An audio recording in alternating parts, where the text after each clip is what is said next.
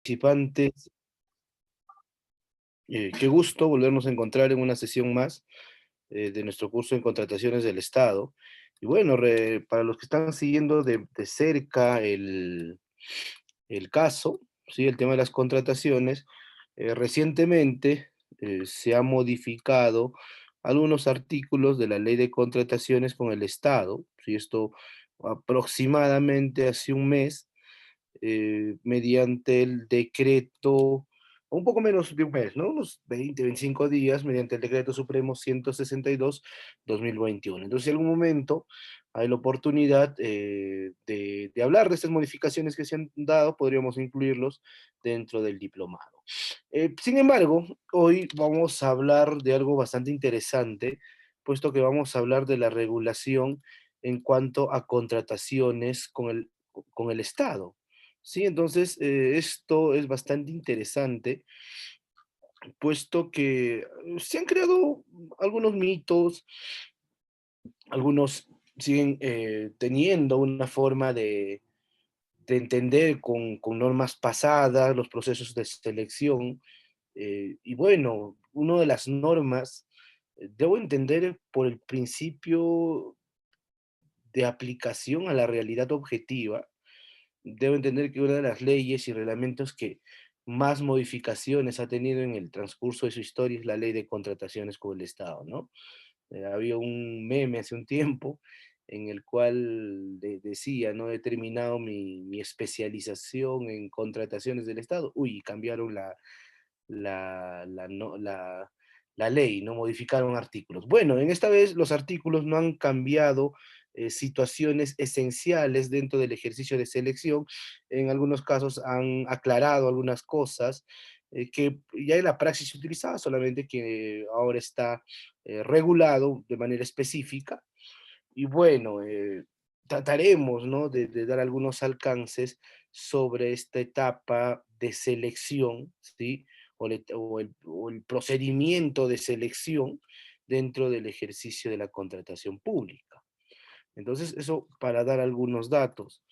Eh, es importante señalar que la regulación de la etapa de selección es previsible y está previsto dentro. Me van a disculpar que hable un poco bajo, lo que pasa es que estoy un poco delicado con gripe, entonces si es que no se me escucha, por favor, con toda la confianza del caso, me escriben y trato de aclarar, ¿no? Y bueno, ya los que he tenido clases pasadas, bueno, ya saben mi dinámica, vamos a estar constantemente conversando y vamos a tratar de que el, la clase sea lo más dinámica posible. Sí, yo creo que la barrera en relación a la distancia, ¿no? Y dictar de manera virtual no debe impedir que se pueda interactuar para poder desarrollar una clase más dinámica, ¿no? Entonces, eso es parte de la metodología que vamos a manejar en esta y en futuras clases que tengan la oportunidad de dictar con los amigos de CEFUCAP. Bueno, eh, comentábamos en la clase pasada que hay diversas formas de contratación pública. ¿Sí? Hay que entender primero que la contratación pública no está sujeto, ¿sí? O no está sujeta a una sola forma de abastecimiento. Habíamos hablado en la clase pasada sobre el Sistema Nacional de Abastecimiento y que este Sistema Nacional de Abastecimiento interactuaba, ¿no? Con otras formas de contratación, ¿sí? Y bueno, lo regulado por la ley, ¿no? 30.225 y su reglamento, ley de contrataciones con el Estado, no es la única forma como el Estado o como la administración pública se provisiona de bienes, servicios u obras, ¿sí? Por ejemplo, hablamos de la administración directa, ¿no? Justo en la mañana, a modo de anécdota, estaba revisando un acuerdo de consejo en el cual un ingeniero había mandado un expediente técnico para su aprobación y decía, ¿no? Modalidad de contratación. Y no sé, lo anecdótico es que ponía y registraba modalidad de contratación, eh, administración indirecta. Y yo decía, ¿cómo es esto de la administración indirecta? Y yo lo llamé al ingeniero y le dije, ingeniero, ¿qué es esto? No, disculpa, tal vez se ha modificado la norma. Y me decía, no, doctor, eso es hace mucho tiempo. Ah, no, entonces acá hay una confusión, puesto que estabas hablando de la administración directa, la cual estaba regulada por la resolución de la Contraloría de la 195 del 88, que básicamente la administración directa es para ejecución de obras, en la cual se utiliza los propios recursos de la entidad pública, ¿sí? Y no cuenta con un tercero o un privado para ejecutar la obra. ¿Sí? Entonces, esto para poder entender un poco la naturaleza del ejercicio de contratación. Hay que tener en cuenta que también se ha hecho algunas aclaraciones tanto por la Contraloría General de la República en colaboración con la OCE, para determinar que sí tiene que haber por lo menos un expediente técnico, un personal técnico especializado, tiene que haber la capacidad administrativa y técnica para poder ejecutar ese tipo de obras, ¿sí? Tiene que haber una designación presupuestal y bueno, la justificación de esta forma de ejecución es mediante un proceso, una etapa eh, en la cual se busca economizar costos, ¿no? Obviamente no existe una etapa de selección. Igual en el tema de los convenios contra las entidades o una forma de contratación entre entidades, ¿sí? Que es otra forma de cómo se puede abastecer el Estado o la administración pública, por ejemplo, los contratos entre entidades públicas que se puede dar, la base legal está regulada en la ley de contratación, en la ley del procedimiento administrativo general, y tiene que tener una naturaleza no lucrativa, ¿sí? Si bien hay ejecución de gasto, ejecución de presupuesto, pero ninguna de las dos entidades tienen un lucro, ¿no? Es más, no sería previsto de acuerdo al derecho o a la previsión pública. Otra forma en la cual se ha previsto es las obras por impuesto, ¿sí?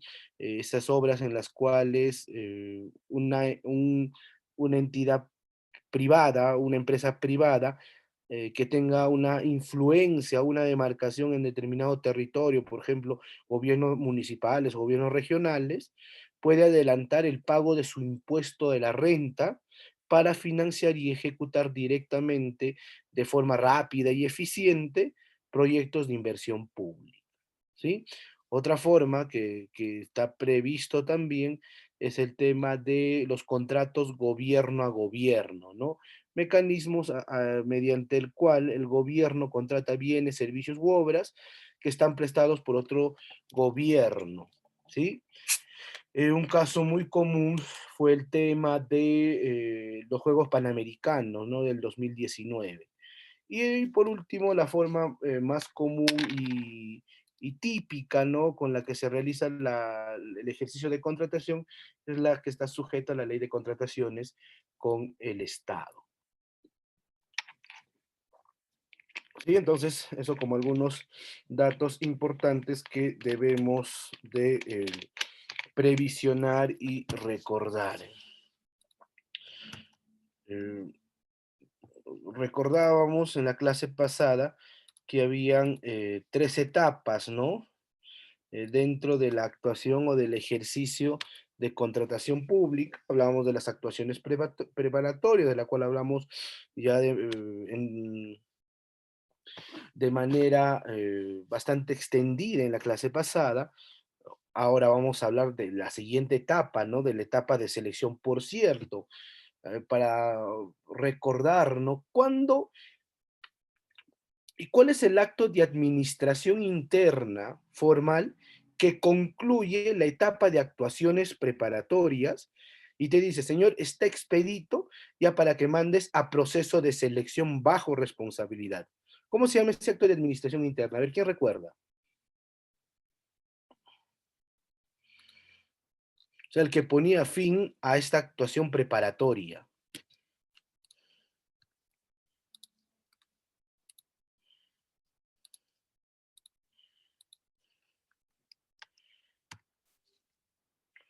A ver, vamos a interactuar un poco. Somos aproximadamente 40 en el aula del día de hoy.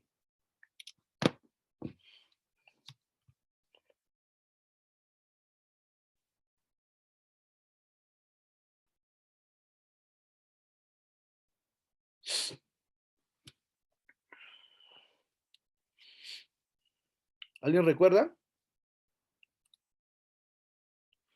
O sea, ¿cuál es el acto de administración interna que ponía fin, ¿no?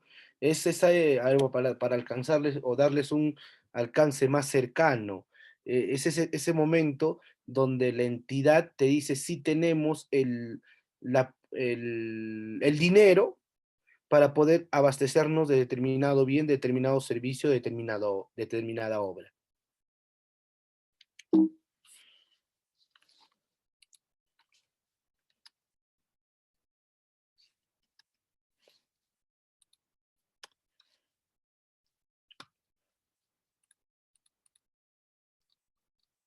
Excelente, Julio. Julio Rosales nos dice la disponibilidad presupuestaria. Ese acto de disponibilidad presupuestaria tiene un nombre específico. ¿Cómo se llama? Estamos cerca. Certificación presupuestaria. Entonces, con la certificación presupuestaria, que es un acto de administración interna, ¿sí? Se pone fin a las actuaciones preparatorias. Es decir, señor, tenemos dinero, tenemos el presupuesto previsionado y podemos ejecutar determinada obra, podemos solicitar determinado bien o abastecernos de determinado bien o previsionar determinado servicio, ¿sí? Entonces, eso como un dato. Gracias, Julio, esto es importantísimo. Y después de eso ya va a entrar la etapa de selección, que va a ser el desarrollo, ¿sí?, de la clase del día de hoy de manera objetiva. Entonces, como preámbulo, podríamos decir que la fase de selección, ¿sí?, es la actuación material, ¿sí?, y además es un procedimiento administrativo mediante el cual se busca elegir, ¿sí?, cuáles van a ser los apostantes, ¿sí?, que van a suministrar determinado servicio bien o que van a ejecutar determinada obra. Es decir, en la etapa de selección, lo que se va a buscar es, en el marco del principio, ¿no?, de libertad de competencia, de transparencia, de calidad de servicios o de calidad o en el marco de la competitividad, se va a buscar la mejor propuesta, tanto económica como técnica, y a un precio justo. Algo que tengo que señalar que no necesariamente, ¿sí?, salvo en los procedimientos de subasta inversa electrónica, ¿sí?, un factor determinante va a ser el costo, ¿no?, o el menor precio. ¿Sí? Una de las formas de poder determinar y de poder calificar, ¿sí?, es determinando el elemento, ¿sí?, previsto en las bases. Ahora vamos a hablar también sobre la subasta inversa y nos vamos a dar cuenta que en la subasta inversa el factor determinante para elegir o otorgar la buena pro a alguien es el factor presupuestal, el menor costo. ¿Sí? Muy bien, y básicamente, si bien de diferentes formas, por ejemplo, puede haber etapas siempre va a existir una convocatoria para todos los tipos de procesos, va a haber un registro de participantes, ¿sí? Va a haber una integración, una parte, por ejemplo, donde se van a absolver consultas, ¿sí? Va a haber una integración de esas consultas cuando sean necesarias a las bases, va a haber un momento donde se va a presentar las ofertas, ¿sí? Y la última etapa concluye, ¿sí?, la fase de la contratación cuando se otorga la buena pro a alguien.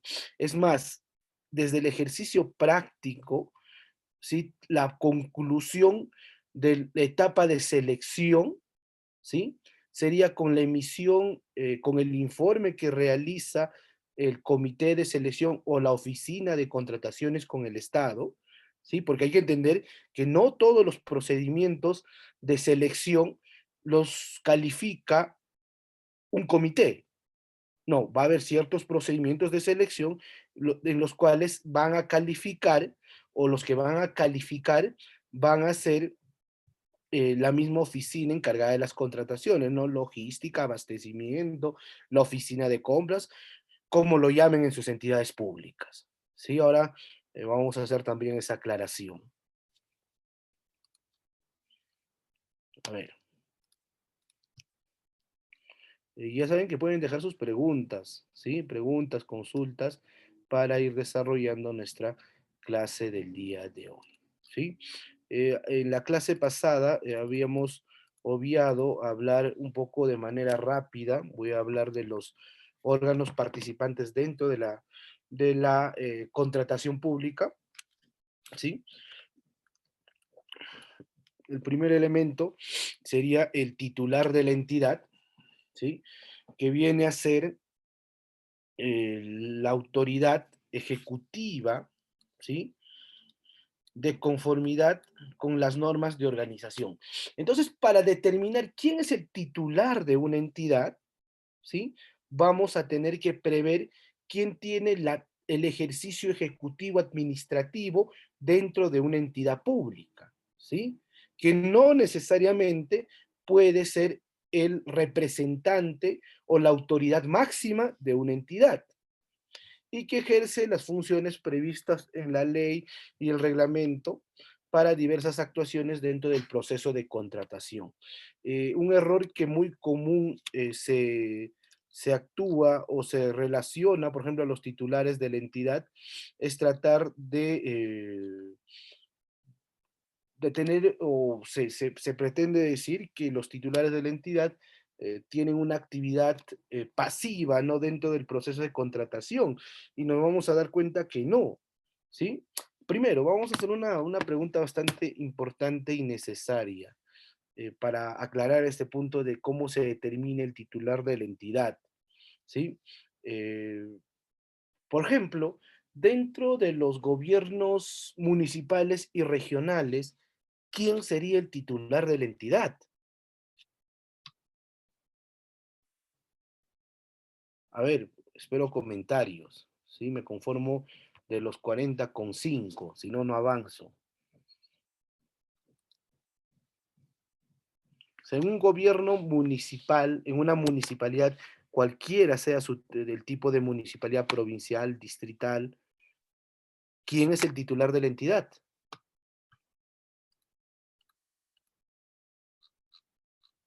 El gerente, nos dice Catherine.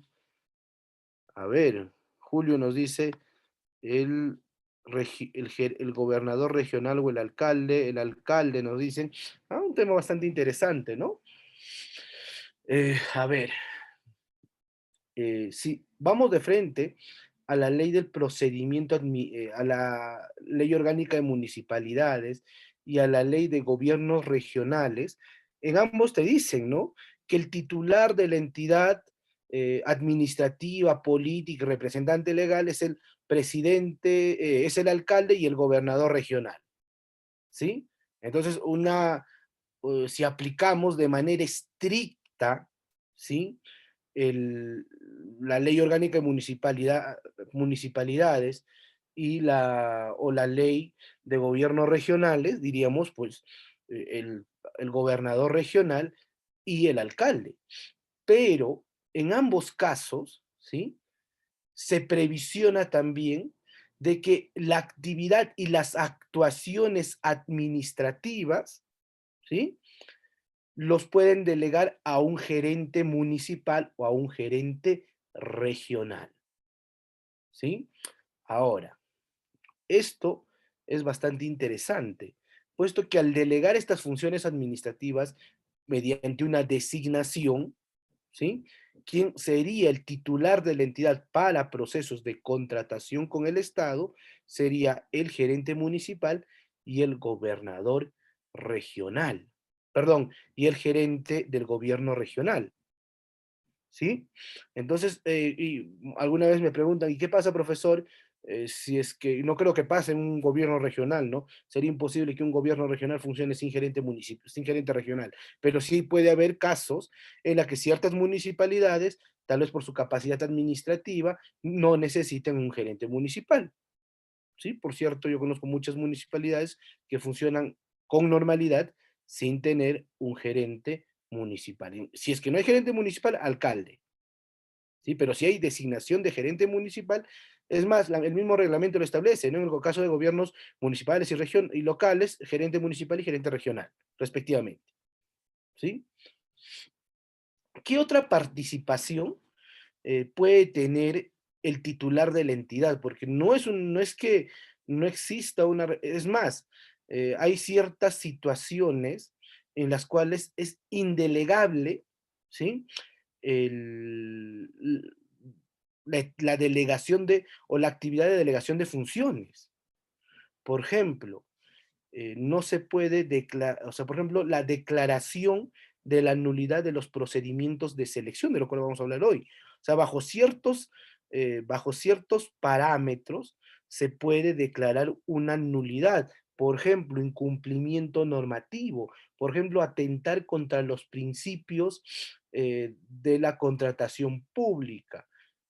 Por ejemplo, atentar contra el debido procedimiento. Por ejemplo, otra causal, no contar con la certificación presupuestaria. Entonces, en este tipo de casos, se podrá declarar la nulidad del procedimiento de contratación pública, ¿sí? Y quien declara la nulidad sería el titular de la entidad. Por ejemplo, y esto es una indelegable, ¿no? Las contrataciones directas, ¿sí? De las cuales vamos a hablar también en la clase del día de hoy, también se aprueban mediante resolución del titular de la entidad. Por otra parte, por ejemplo, ya dentro de la etapa de ejecución contractual, va a haber una participación y una actuación eh, con el 25%, ¿sí? Por ejemplo, en el tema de adicionales, hasta el 25% del contrato, el monto original, también esta aprobación de los adicionales se da mediante resolución del titular de la entidad. Otro caso en el que hay una participación del titular de la entidad, por ejemplo, en la resolución de conflictos mediante el recurso de apelación, ¿sí? Bajo ciertos supuestos, y el supuesto es la cuantía. ¿Qué es lo que te dice el reglamento? Si es menor o igual a 600 UITs, quien resuelve es el titular de la entidad el recurso de apelación, ¿sí? En el caso de que se apele, ¿no? Este otorgamiento de buena pro. Si es mayor a 600 UITs, lo resuelve la OCE.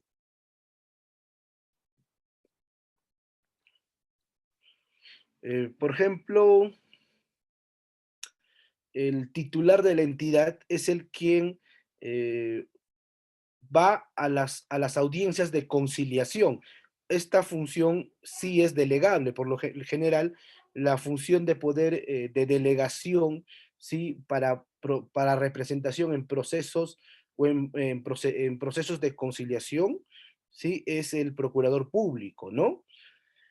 Y, por ejemplo, el titular de la entidad va a asumir una actividad bastante interesante en cuanto a las actuaciones, ¿sí? De control y supervisión interna dentro de la entidad, ¿sí? Entonces, eso como un dato bastante interesante. Hasta acá alguna consulta, estimados participantes.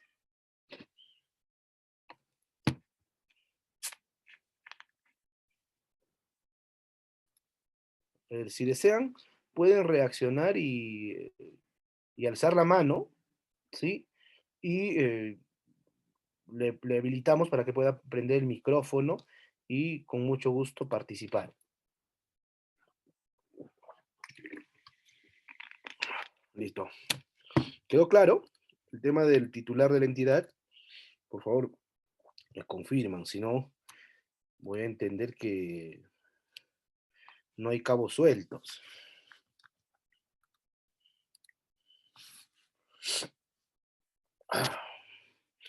El órgano encargado de las contrataciones. Eh, Como les dije, esta oficina se puede llamar eh, OEC, ¿sí? Órgano encargado de las contrataciones, logística, abastecimiento. En algunas he visto en oficinas muy particulares que se llaman, por ejemplo, oficinas de compras, ¿sí? Y, por ejemplo, y es muy común, o no sé si tan común, pero solamente porque se pueden abastecer de bienes y servicios. No ejecutan obras, entonces se llaman oficinas de compras. Bueno, eso lo va a determinar la unidad, la estructura orgánica, ¿sí? De la entidad. Ellas van a ser las que van a estar a cargo de la gestión del abastecimiento al interior de la entidad. Eh, las oficinas de abastecimiento, logística, van a ser los principales actores dentro de la actuación de contratación pública. Es más, el Sistema Nacional de Abastecimiento se articula y se materializa mediante estas oficinas. ¿Sí? Una de las labores principales que tiene el- estas oficinas son la gestión administrativa de los contratos, ¿sí? Y además custodian el expediente de contratación. Por ejemplo, para el perfeccionamiento de los contratos, para la aplicación de penalidades, para el tema de los pagos, se articula mediante la oficina encargada de las contrataciones con el Estado, ¿sí? Eh, ¿Qué otra función? Es importante señalar que estos profesionales que asumen la responsabilidad y la titularidad de esta oficina encargada de las contrataciones tienen que ser certificados por la OCE, la cual es un procedimiento administrativo de evaluación previa en el cual, ¿sí? Se habilita a un servidor a prestar el servicio en la oficina encargada de las contrataciones y esta certificación tiene una vigencia de 2 años, posterior a renovarla o a ascender de grado, ¿no? Hay un básico y un intermedio y hay un avanzado, ¿no? Obviamente te requiere un conocimiento más amplio, te genera y te exige requisitos mucho mayores en cuanto a la experiencia, ¿no? Y al conocimiento. Ahora, esto es, ¿por qué esta medida? Y ha habido muchas críticas, si ustedes googlean en el Internet, se van a dar cuenta que hay muchas críticas positivas y negativas al tema de la certificación, si es que esto no atenta, no es una barrera burocrática, y yo creo que no, más bien garantiza, porque hay que entender que el ejercicio del abastecimiento público es una labor muy especial, ¿sí? De carácter especial y demasiadamente técnica. Entonces, no cualquier persona o cualquier servidor sin una capacitación previa o de conocimientos básicos y con una experiencia mínima pueda asumir la responsabilidad de ser jefe de una oficina eh, de mucha especialización y también de mucha responsabilidad, ¿no? O sea, porque Contraloría, Fiscalía, la misma población está muy al tanto y está viendo constantemente qué está realizando esta oficina. Es una oficina muy susceptible al accionar social, ¿sí? Por ejemplo, ellos van a elaborar, ¿sí? Los documentos del procedimiento de selección en ciertos procedimientos.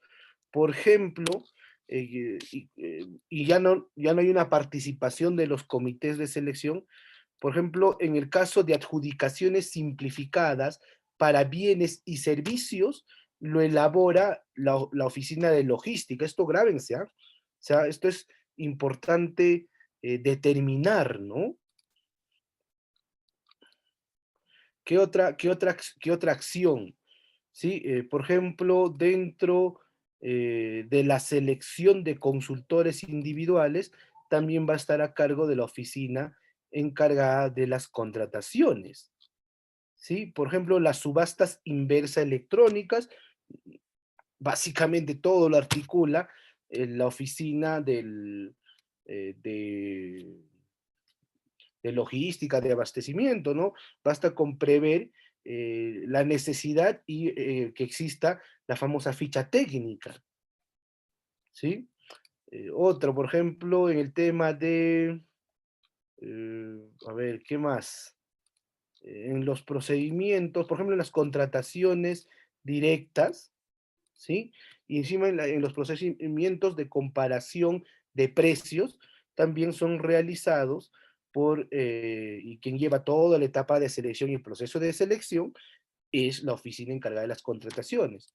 O sea, es más, yo diría que la mayor cantidad de actuación de selección lo realiza la oficina encargada de las contrataciones que un comité de selección, porque el comité va a estar presente en las licitaciones públicas, en los concursos públicos y en las adjudicaciones simplificadas de obras. De ahí todo eso ve, ¿sí? Entonces, eso como un dato bastante importante de estas oficinas, ¿no?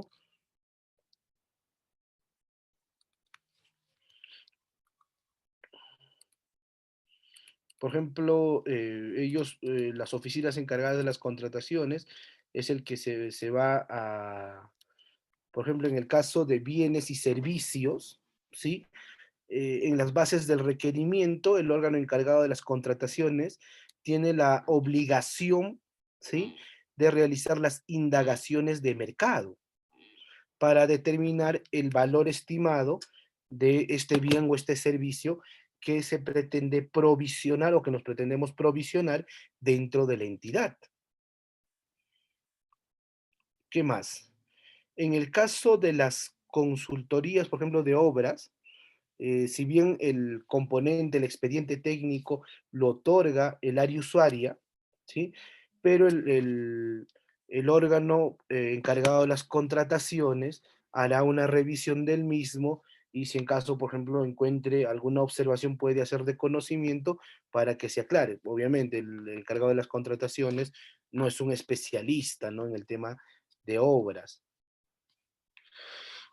Y además tiene la obligación y quien elabora, por ejemplo, el plan anual de contrataciones y el cuadro consolidado de necesidades, del cual hemos hablado en la clase pasada con bastante amplitud, es el órgano encargado de las contrataciones, del cual ya no me voy a referir en la clase del día de hoy.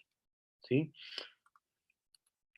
Otro, de manera rápida, de esto sí hemos hablado bastante amplia, ¿no? En la clase pasada, y es el área usuaria, ¿no? Porque del área usuaria se pretende atender las necesidades, ¿sí? Puesto que es la forma de cómo se va a canalizar la actuación de función administrativa, ¿no? Esa administración, ese ejercicio de administración que se da por la cadena de abastecimiento, se debe entender que tiene una finalidad y la finalidad es que las entidades cumplan con los objetivos como tal, ¿no? Ya sea en las actividades de fomento, en las prestacionales, en las actividades regulatorias, etcétera, etcétera, etcétera, y todas las actividades de administración u otras actividades, ¿no? Porque hablábamos, u otras funciones para ser objetivos. Sí, hablábamos de la función gubernativa, de la función legislativa, de la función jurisdiccional y todos ellos necesitan también un soporte administrativo. Si hoy día, por ejemplo, lo han juramentado, ¿no? Nuestros futuros congresistas, o ya congresistas electos, pero para que funcione el Congreso necesitamos un ejercicio de administración interna, ¿sí? Porque vamos a necesitarnos de provisionarnos, por ejemplo, de bienes, ¿sí? Bienes, eh, por ejemplo, mobiliarios, van a requerir para sus actividades, pues, papel, lapiceros, computadoras, entre otras cosas, por ejemplo, vehículos, si lo previsiona y está dentro de su plan anual de contrataciones, y, y para que cumpla estas funciones, necesitan una actividad, ¿no? Necesitan un ejercicio de abastecimiento. Por ejemplo, necesitan seguridad, ¿sí? Una seguridad que no lo da la policía por su oficina de seguridad del Estado, sino seguridad particular. O, para ser más sencillos, por ejemplo, el servicio de mantenimiento, ¿sí? Limpieza de las oficinas, limpieza y mantener la estructura del Congreso mm, cuidada, entonces se hace un proceso de servicios, ¿sí? Para que se cumpla con estas labores. Y igual, para todo tipo de actividad existirá una actuación de administración, ¿no?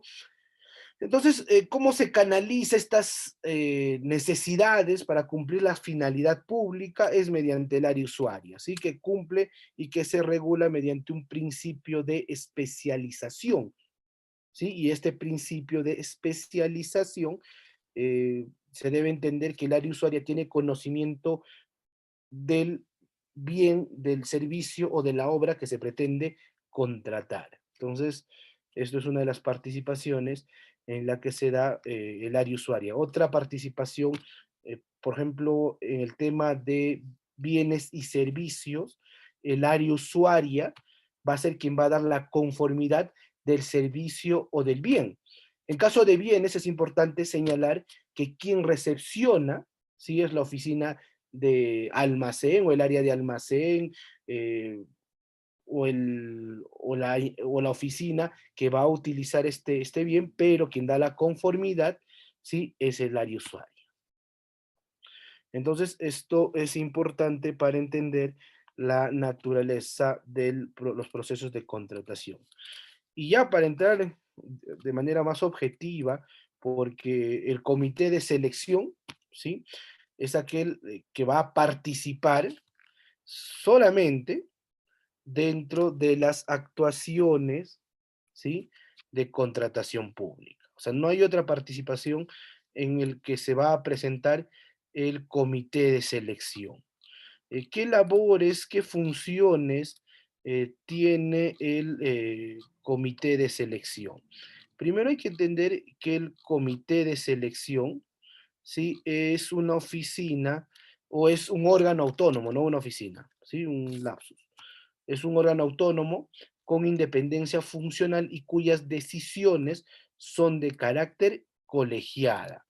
Entonces, bajo ciertos procesos de selección, por ejemplo, dentro de las adjudicaciones, no, simplificadas, solamente en el tema de obras, y en el caso de licitaciones públicas y concursos públicos, se escoge un comité de selección que va a ser el órgano encargado de seleccionar al proveedor que brindará los bienes, servicios u obras requeridas por el área usuaria. Es un órgano autónomo, es decir, que sus decisiones no dependen de ninguna oficina, ni del titular, ni de la oficina de logística, ¿sí? Y tiene una independencia funcional. Eso quiere decir, si es que yo soy un trabajador y tengo un jefe inmediato, cuando me convierto en parte del comité de selección, ¿sí? Ya no tengo, para esa actividad administrativa, ya no tengo una participación, ¿sí? O sea, ya no tengo una dependencia a mi superior jerárquico.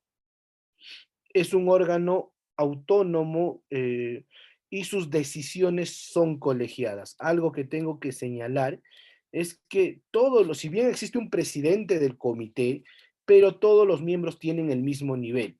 ¿Por qué?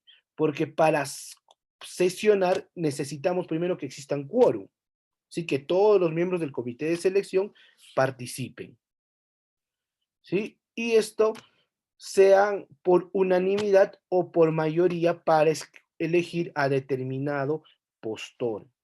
Ahora es importante señalar que dentro de este comité de selección, ¿sí? No existe la previsionalidad de abstenciones. O sea, nadie se abstiene, todos votan, ¿sí? Y los acuerdos que se realizan se van a ser plasmadas dentro de las actas.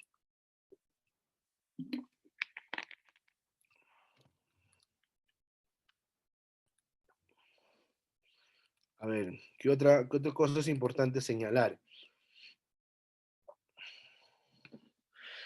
¿Cuál es la estructura? Un comité de selección, de acuerdo a la previsión de lo regulado en las contrataciones con el Estado, está integrado por 3 miembros de los cuales uno pertenece al órgano encargado de las contrataciones, ¿sí?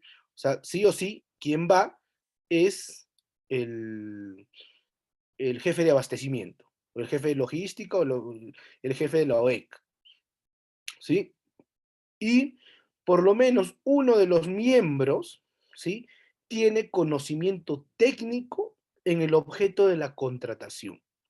No te está diciendo que sea el área usuaria o el titular del área usuaria.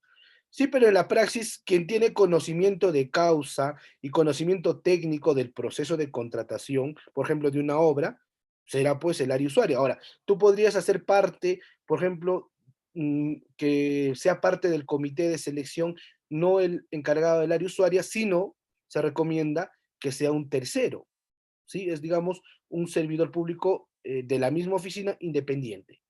¿Sí? Entonces, él será también parte del comité de selección y un tercero que la entidad decida cuál va a ser. Y, por ejemplo, tratándose de procedimientos de selección para la contratación de ejecución de obras, consultoría general y consultoría de obras, ¿sí? Siempre habrá un suplente, no siempre existirá suplentes, ¿sí? Y allá. ¿Cómo se conforma el comité de selección? Esto es importante señalarlo también. Para que se conforme el comité de selección, necesitamos la aprobación, ¿sí? Mediante acto administrativo, o sea, es decir, una resolución del titular de la entidad, ¿sí? Ahora, hay una previsionalidad bastante interesante, yo creo que se les ha presentado esta pregunta, y profesor, ¿qué pasa si es que no hay un especialista, ¿sí? Con conocimiento técnico en el objeto de la contratación? ¿Sí? Porque, digamos, teníamos un expediente técnico de obras eh, de un aeropuerto, digamos, ¿ya? Y mi jefe y mi gerente de obras no es especialista, está más ligado al tema de construcción. Podríamos contratar a un experto independiente o gestionar el apoyo de expertos de otras entidades para que conformen mi comité. Sí, sí se puede.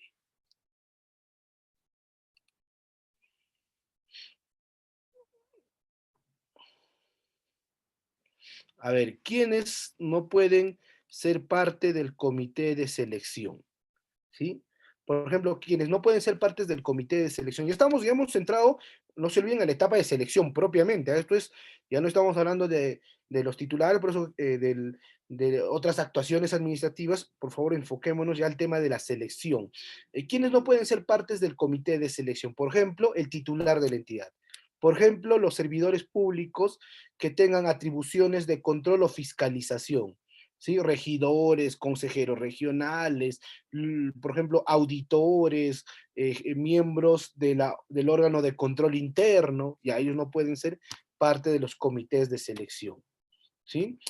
Por ejemplo, los servidores que por disposición normativa o por delegación hayan aprobado el expediente de contratación. Tampoco ellos pueden ser parte del comité de selección, ¿sí? Eh, por ejemplo, en los procesos en los cuales participa el comité de selección, ellos van a ser los encargados de elaborar los documentos para el proceso de selección. ¿Cómo se llaman estos documentos para el proceso de selección? ¿Saben o no? A ver, ¿quién me dice?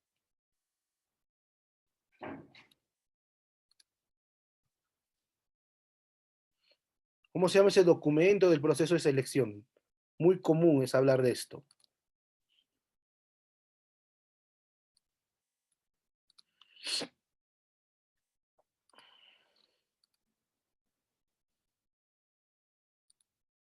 Bases, ¿no? O sea, las bases son el conjunto de disposiciones, ¿sí? Elaboradas dentro de la entidad que tienen como objetivo dar a conocer y orientar, ¿no? El procedimiento de selección desde el inicio del trámite, pasando por las diferentes etapas hasta que se otorgue o se seleccione al proveedor, ¿no? Eh, por ejemplo, las bases se van a utilizar en licitación pública, en concursos públicos, en adjudicación simplificada, en subasta inversa simplificada, también se va a utilizar las bases, ¿no? Eh, Les recomiendo, por favor, a ver si lo apuntan, que puedan revisar, por ejemplo, en la actualidad, algo que se ha previsionado dentro de la actuación del sistema de abastecimiento es la creación de bases estandarizadas, ¿sí? Y básicamente las bases estandarizadas van a determinar, ¿sí? Y ustedes si entran al portal de la OCE, van a encontrar directivas en la cual se estandarizan bases, ¿no? Por ejemplo, en licitaciones públicas, para, por ejemplo, la ejecución de obras, por ejemplo, bases estandarizadas para los procedimientos eh, de, de adjudicación simplificada, ya tiene su modelo, lo único que hace es llenar, ¿sí? Adaptando de acuerdo a la realidad de tu necesidad. Hay otro documento del procedimientos de selección que las vamos a llamar solicitudes de expresión de interés, ¿sí? Y estas solamente se van a utilizar para la selección de consultores individuales. En otras palabras, no se utilizan bases, sino se utilizan eh, expresiones de interés, ¿no? Básicamente en estas expresiones de interés van a estar los términos de referencia, el valor estimado del precio de la contratación, el formato de hoja de vida que debe presentar el proveedor, los requisitos de calificación, los factores de evaluación, esto en cuanto a la expresión de interés, ¿no? Y bueno, eso para dar algunos alcances dentro de la... otra, por ejemplo, que se realiza en las comparaciones de precio son las solicitudes de cotización, ¿sí? Entonces, también es una forma y es un documento dentro del procedimiento de selección, ¿sí? Entonces, eso, estimados amigos, como un dato para tomar en consideración dentro de las actuaciones, ¿no? A ver, algunas preguntas. Helen nos dice, ¿qué pasa si un miembro del comité renuncia y no se vuelve a reconformar el comité? A ver, es un supuesto que no se debería dar y no es común que sea, porque como lo acabo de mencionar Helen, es los miembros del comité de selección tienen, cada uno tiene su, su accesitario, ¿no? Tiene un tercero que lo puede reemplazar, por ejemplo, ese día se enfermó, ya renuncia. Ahora, la renuncia de forma, eh, una vez que aceptó, ¿sí? Y después renuncia, tiene que haber una justificación motivada. ¿Sí? Por ejemplo, una justificación motivada, que exista conflicto de intereses, que, digamos, del miembro del comité de selección se presenta y es postor su hermano. Entonces, hay un conflicto de intereses, me tengo que inhibir del proceso. Entonces, quien asume es el subsidiario, ¿no? El que no estaba o tiene un suplente. ¿Sí? Entonces, para dar algo bastante interesante, como lo señala Martina, ¿no? ¿Qué es el TDR? La pregunta es, la pregunta, ¿qué es el TDR? El TDR son los términos de referencia. Los términos de referencia se van a dar o son aquellos documentos o aquel documento que se va a crear o que se va a prever dentro del requerimiento para la selección, ¿sí? O para la previsionalidad de, mm, de servicios, ¿no? Ya sean servicios generales o ya sean servicios de obra o consultorías de obra, ¿sí? Mientras que para los bienes, esto lo habíamos visto en la clase pasada, te invito, si no has estado, Berenice, que puedas participar, darle una chequeada del video pasado. Por ejemplo, en el caso de bienes, va a existir el documento que materializa el requerimiento, va a ser las especificaciones técnicas. Y en el caso de obras, obviamente será el expediente técnico o el expediente técnico de obra, ¿sí? Entonces, eh, esto es importante señalarlo, ¿sí? Muy bien, ¿alguna otra pregunta, consulta en relación al comité de selección.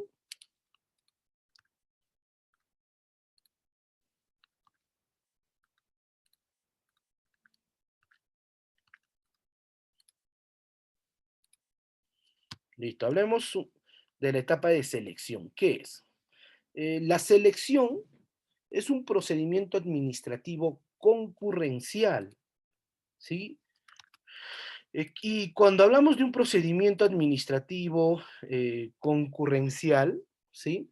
Vamos a referirnos a ese procedimiento administrativo especial en la cual varios administrados se presentan, ¿sí?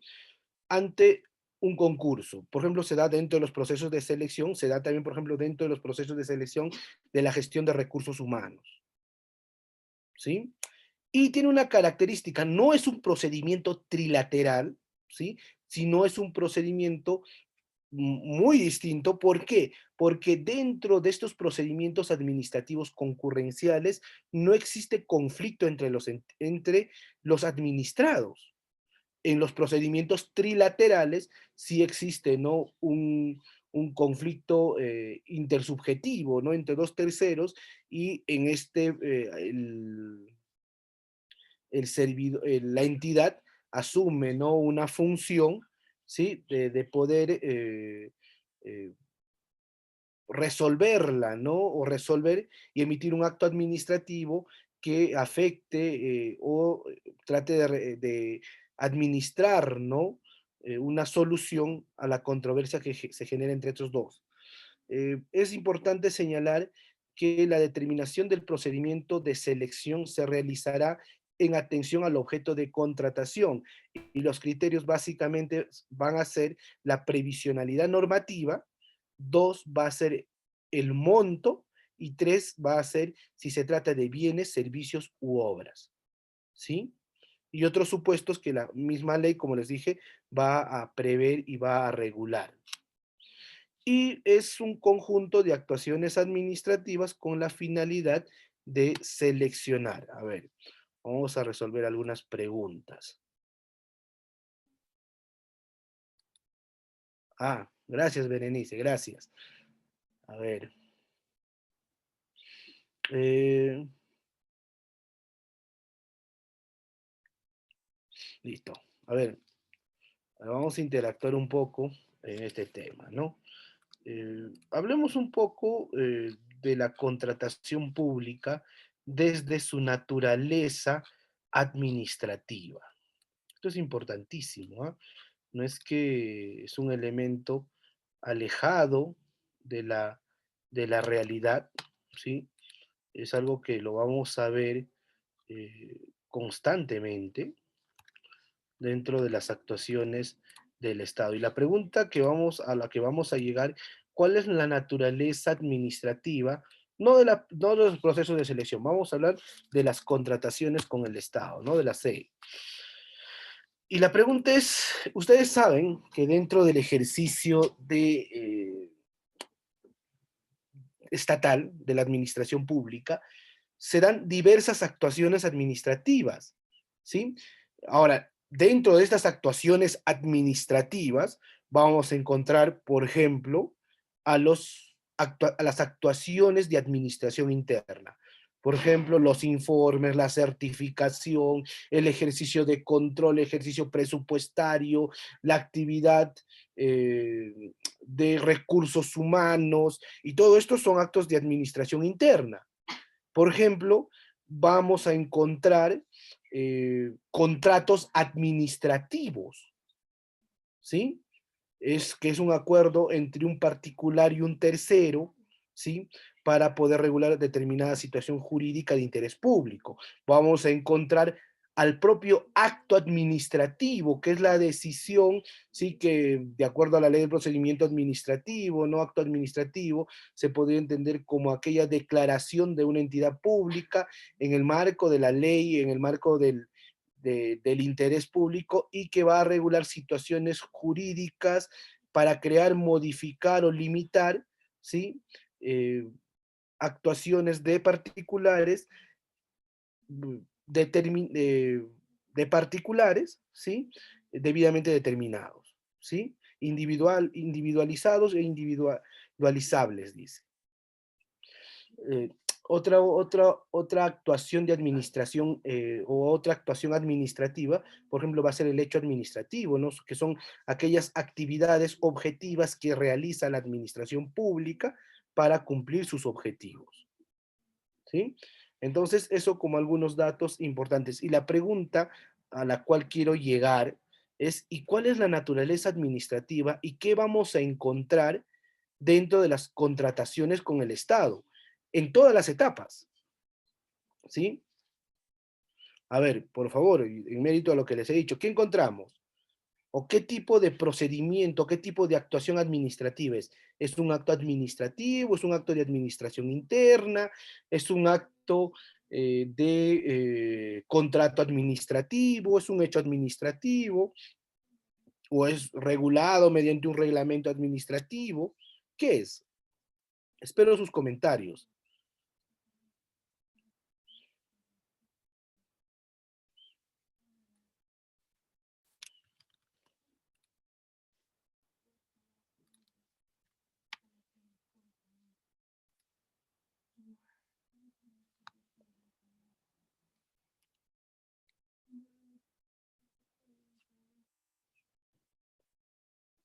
A ver. O sea, ¿qué encontramos dentro de esto? Actos, contratos, o sea, ¿qué podemos identificar dentro del proceso de contratación pública?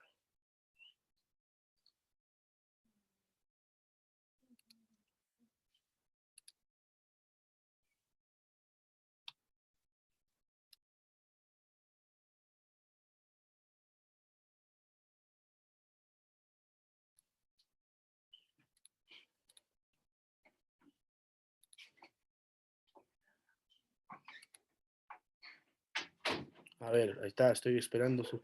Son actos administrativos, nos dice Berenice. ¿Qué dicen los demás? Yo he visto también actos de administración interna. Por ejemplo, la certificación presupuestaria es un acto de administración interna.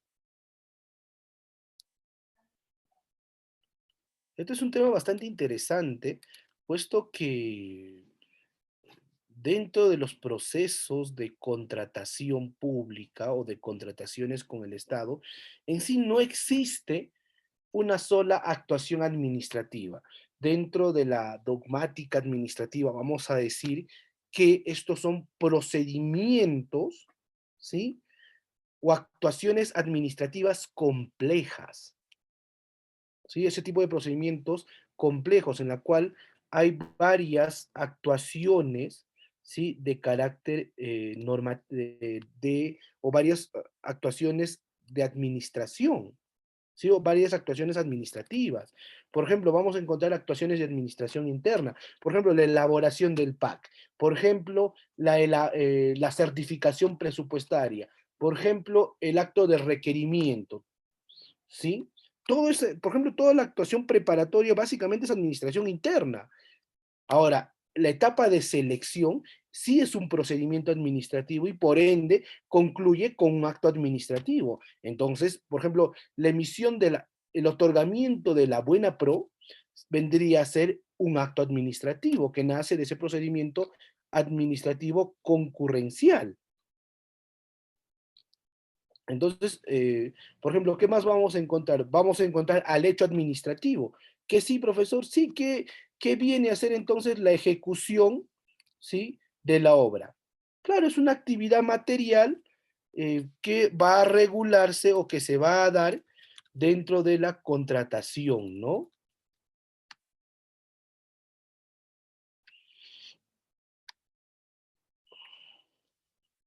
Listo. ¿Hay la presencia de los reglamentos administrativos? Sí, claro, también hay la presencia de los contratos administrativos, porque después del otorgamiento de la buena pro, ¿sí?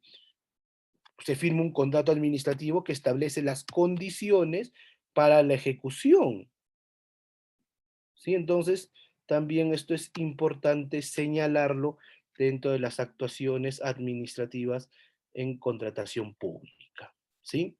Entonces, eso como algunos datos importantes. A ver, vamos a seguir avanzando, ¿sí?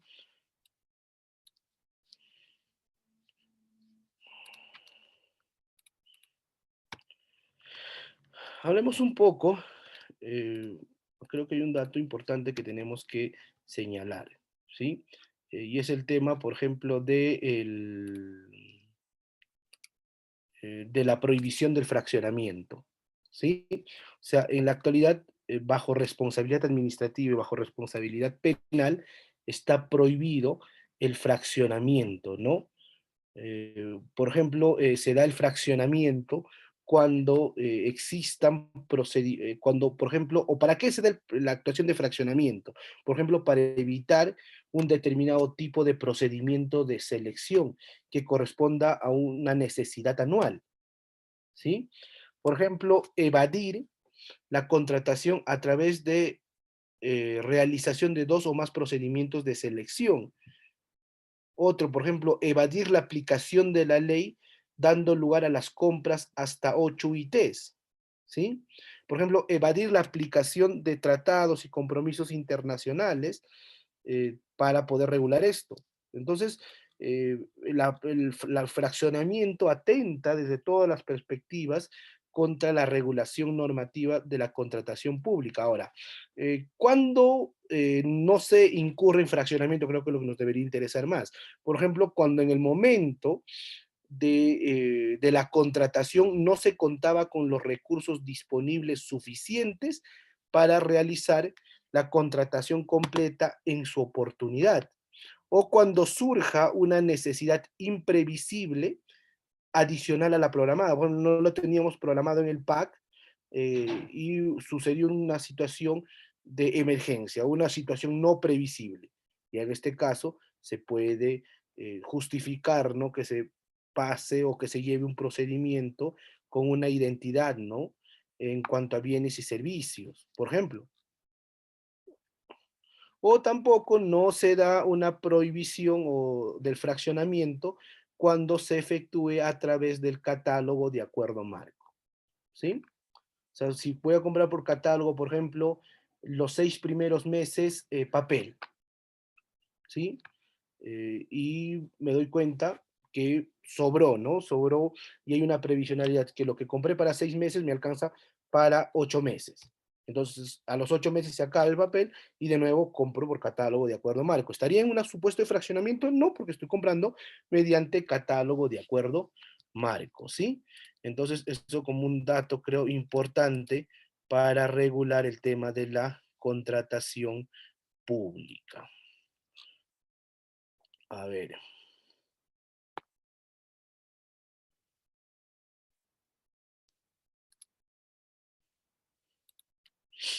A ver, hay una pregunta que nos hace, a ver, creo que es por acá está.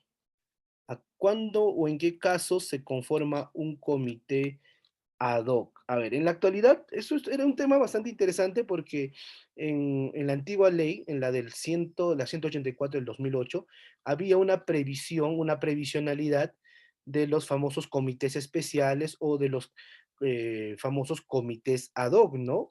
Entonces, básicamente, se daba estos casos, ¿sí? Cuando había una situación especial, si por ejemplo, en la actualidad se daría en el caso de los comités, por ejemplo, con profesionales externos, ¿sí? O cuando, por ejemplo, se daba bajo, a ver, déjame recordar, otro supuesto de caso, otro supuesto de los comités especiales, ¿sí?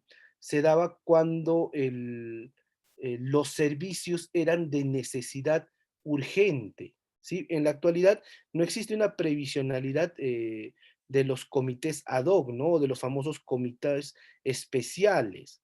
Sí, en la actualidad se regula en mérito a la contratación especial y a la regulación. Si tú haces una revisión, ¿sí?, dentro de la normativa actualizada, tanto de la ley como del reglamento, no se habla de comités ad hoc, ¿no?, ni de comités especiales. Se habla del comité de selección y se divide la contratación pública en mérito a las actuaciones que se realizan, ¿sí? Eso como un pequeño dato. Y ahora sí vamos a los tipos de procedimiento de selección. Vamos a hablar un poco de los procedimientos de selección, ¿sí? A ver, eh, ¿dónde estamos? Me comentan por interno que no se me escucha. ¿Me pueden confirmar si se me escucha, estimados participantes?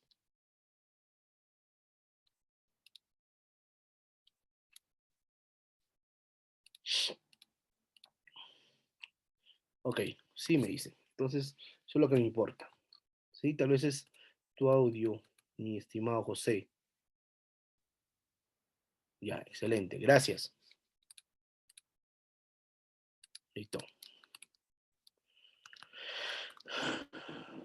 Hablemos un poco de los tipos de procedimiento de selección, ¿no? Primero, eh, la licitación pública y el concurso público, que básicamente tienen la misma estructura, ¿sí? Dentro del ejercicio administrativo, dentro de la actuación administrativa. ¿Sí? Entonces, primero, la licitación pública se va a utilizar para la contratación de bienes y obras, y el concurso público, ¿sí? Se va a ceñir básicamente en la contratación de servicios. Es decir, bienes y obras, licitación pública, servicios, concurso público. Listo. ¿Cuál es la cuantía que se determina? La cuantía que se va a determinar, ¿sí?